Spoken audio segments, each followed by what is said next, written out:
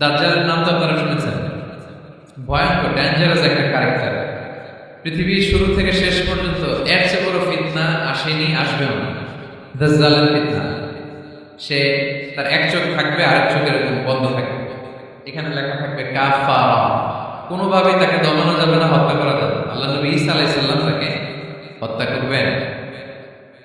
তো যে ব্যক্তি সূরা কাহাফ তেলাওয়াত করবে, সূরা কাহাফের প্রথম 10 আয়াত বিশেষ করে মুখস্থ রাখবে, আল্লাহ তাআলা আসিনা ফিতনাতিদ দাজ্জাল, দাজ্জালের ফিতনা থেকে তাকে বাঁচাবেন। তা আমরা দাজ্জালের ফিতনা থেকে বাঁচতে চাই কি চাই না? আমরা যেন সূরা কাহাফের প্রথম 10 আয়াত মুখস্থ করি। সূরা কাহাফ যেন জুমার দিন আমরা তেলাওয়াত করি।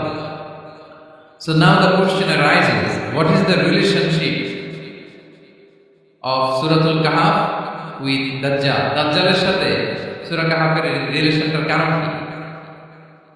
একটা মেকানিজম তো এখানে আছে। এত সূরা থাকে, রাসূল সাল্লাল্লাহু আলাইহি ওয়াসাল্লাম কেন বলেন যে সূরা কাহাফ পড়লে দাজ্জালের ফিতনা থেকে বাঁচবে? কারণ এর কারণ হচ্ছে দাজ্জাল আমাদেরকে যে সমস্ত জিনিস দিয়ে ফিতনায় ফেলবে, ওই ফিতনাগুলোর সলিউশন আল্লাহ তাআলা সূরা কাহাফের ভিতরে রেখে দিয়েছেন। দাজ্জাল 4টা জিনিস দিয়ে আমাদেরকে ফিতনায় ফেলবে। দ্যাটস ট্রায়াল অফ ফেথ, এক নম্বর।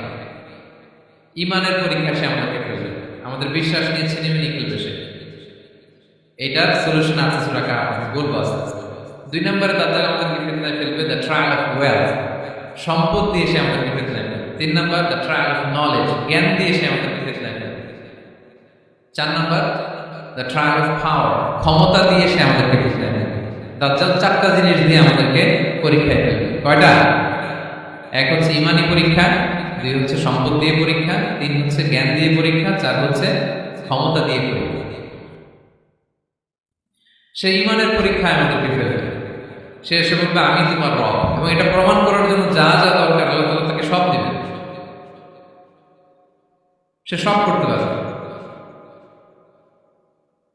সে বলবে আমি তোমার রব।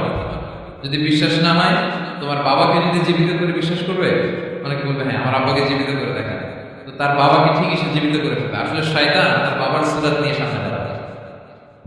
আরে তাই তো, এটাই তো আমার বাবা, এটাই তো আমার দাদা। মানুষ ফিতনায় পড়ে যাবে, ঈমানের ফিতনায়। সে ভাববে আসলে এটাই তো আমার রব, এবং তাকে এত ক্ষমতা দেওয়া হবে, তার ডান দিকে থাকবে জান্নাত, বাম দিকে জাহান্নাম। তার কাছে আল্লাহ এটা দিবে। যে তার কথা শুনবে তাকে সে জান্নাতে ঢুকাবে, কিন্তু জান্নাতে ঢুকে সে জাহান্নামের শাস্তি ভোগ করবে। এটা তার বাইরের মানুষ বুঝবে না, অ্যাপারেন্টলি এটা জান্নাত। আর যে তাকে মানবে না, তাকে সে জাহান্নামে ফেলবে, কিন্তু জাহান্নামে ঢুকলেও সে জান্নাতের নাজ নেমে করবে। তাহলে এই যে ঈমানের ফিতনায় সে ফেলে দিবে আমাদের। তো ঈমান কি করে বাঁচাবো, এটা সলিউশন